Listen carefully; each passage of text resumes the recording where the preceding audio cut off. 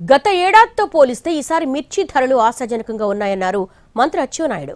మిర్చి సీజన్ ప్రారంభం కానున్న నేపథ్యంలో గుంటూరులో మార్కెటింగ్ శాఖ కార్యాలయంలో సమీక్ష నిర్వహించారు. యార్డులో సౌకర్యాలు, రవాణా సదుపాయాలు, ఎగుమతి దిగుమతిదారులతో మాట్లాడారు. ధరలు పతనం కాకుండా తీసుకోవాల్సిన చర్యలపై అధికారులతో చర్చించారు.